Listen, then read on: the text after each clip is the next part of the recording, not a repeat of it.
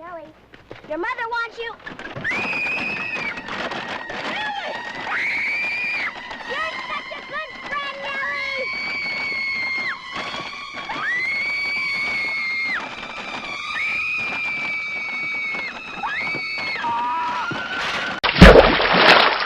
You know, I really hate when I can't be my true contrarian self. When Dragon Drive was revealed, I knew that every Nintendo YouTuber out there would be making videos trashing this game, saying it's underwhelming, it doesn't have enough content, should have been free with NSO, it has less personality than Welcome Tour, and whatever else. And I was gonna be the guy to say, no, look, Dragon Drive is actually incredible. It shows how Joy-Con mouse controls can open up a world of possibilities for new types of games. But then I played it. Dragon Drive is the latest game from Nintendo that no one asked for, but that doesn't stop them. It's essentially the Steel Diver of the Switch 2. This game is one of the first on the system to make heavy use of the mouse controls, but unlike the glorified Adobe Flash games provided in Welcome Tour, Dragon Drive takes it a step further by requiring both Joy-Con mice. It's a litmus test for this new control scheme. Will it prove to be as innovative as the analog stick,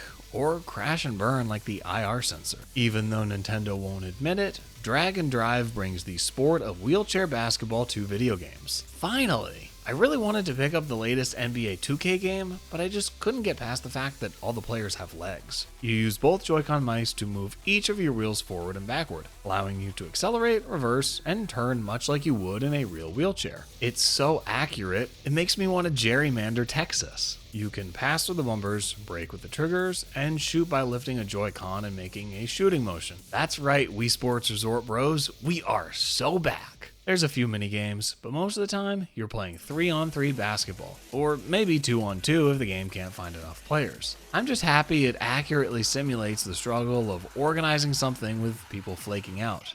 What? We got a game to play. What do you mean Marco's at his sister's wedding? Dragon Drive is an interesting little game from Nintendo. In some ways, it feels like other titles that are something you'd have never expected, but once you've played them, you totally get it. However, Dragon Drive is not destined for the glory of titles like Wii Sports or Mario Maker. Instead, what Nintendo's done is created a product that, while good by many accounts, will only serve the few at the expense of the many. And don't we already have enough of that? Dragon Drive is not going to be the catch-all experience that your mom and dad will be excited to try. What it will become is a hyper-competitive niche title that pros will excel at, but any player with a modicum of casualness will be walled off from. The biggest reason for this is the entire reason that this game exists. The controls. Moving the Joy-Cons back and forth for all your movement takes a lot of getting used to. Not only are the controllers you're using very untraditional, so is what you're doing. Unless you already use a wheelchair, turning by moving one controller up and the other down feels strange. It takes practice to get familiar with, which is something that most people can do if they want, but I don't think most players will bother.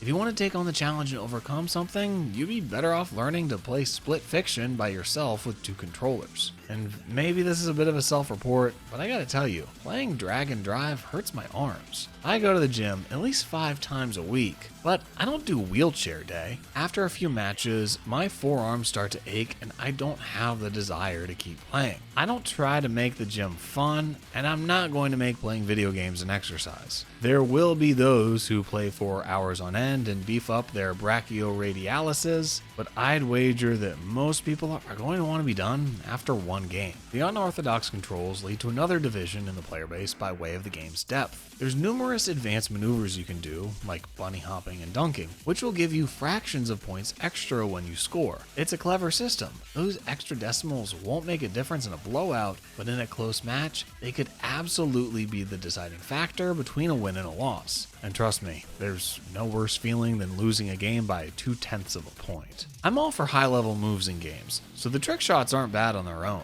These mechanics raise the skill ceiling, which is great, but when you already have a high skill floor, you're whittling down who is going to get enjoyment. There's plenty of games with high skill ceilings, so pro players can excel, but also with low skill floors, so newcomers can also have an enjoyable time. We all like crushing noobs in games, but if you don't give the noobs a reason to play, That's not possible. The food chain only works if you have enough plankton at the bottom. We can't all be sharks. If you're not good enough to pull off these trick shots, you'll feel the pressure. The games in Drag and Drive have small teams, just 3-on-3. So if you're the weak link, you and your teammates will know it. And if you end up in a 2-on-2 match, which is a little awkward, it ramps up the pressure even more. I really didn't need those memories of middle school gym class dredged up.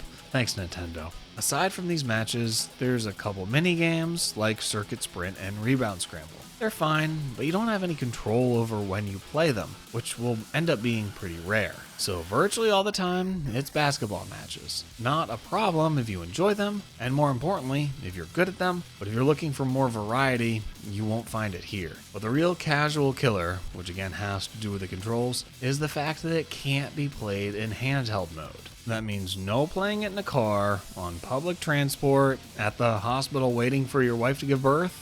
Nowhere. Even for people that may play at home, but either don't have access to a TV or just prefer to play handheld, too bad for them. Yeah, there is tabletop mode, but come on. No one plays in tabletop mode willingly. Besides, could you imagine trying to play it like that out in public? You'd look like an asshole.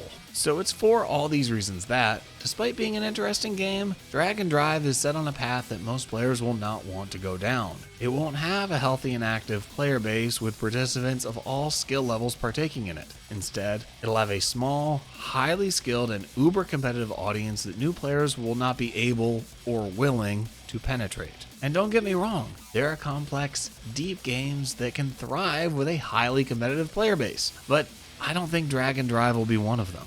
A decent chunk of more ambitious players will probably be turned off by the mouse controls, the same as the casuals. But even disregarding that, there's not much to keep skilled players motivated to go as pro as they could. The game lacks even the most basic ranked mode, and playing online with friends is technically possible, but feels discouraged. You can easily play with friends against bots, but if you want to play online with a friend against random people, you often won't end up on the same team or even in the same match as them. I'll tell you, I would be so mad if I had friends that knew this game existed. And when you're playing solo against randos online, there's no voice chat. Maybe that's not a surprise given how toxic it would instantly become, but this also means there's zero way to coordinate any semblance of a strategy. Lifting the Joy-Cons to raise your robot's arms up to show that you want to be passed to is about as communicative as you can get. So even if you're looking for a skilled, competitive game, there's way better options out there than Drag and Drive. It's tough to see such a unique game be so destined for failure. Even though I have my complaints about it, I still enjoyed playing it, and I can honestly say I've never played anything like it. Even if you look at it as just a basketball game, it feels much more like playing basketball than any NBA game, similar to how Rocket League feels more like playing soccer than FIFA. And while I might not love the controls, I applaud any game that tries to do something different, which this game certainly does. But in the end, even though the controls are unique, I have to wonder if it was worth it. Something being one of a kind doesn't necessarily make it better. I can't help but think that if Drag and Drive let you use the analog sticks, like Katamari Damacy, it would be a vastly more enjoyable and accessible experience. Sadly, unless Nintendo decides to make a shocking update and add such an option, we'll probably never know. But we've all played games that use analog sticks before. It's not hard to see how it could be better. Drag and Drive may have been an experiment, but not all experiments go well. An online game lives and dies by its player base. Through their design choices, Nintendo has made the audience for this game a fraction of what it might have otherwise been. It's an awful casual game, a subpar competitive game, and as a showpiece for the Switch 2 hardware, I think it has the opposite of the intended effect. Nintendo may have wanted to put out a game that shows off both Joy-Con mice together, but after playing Drag and Drive, I don't think I want another game like it.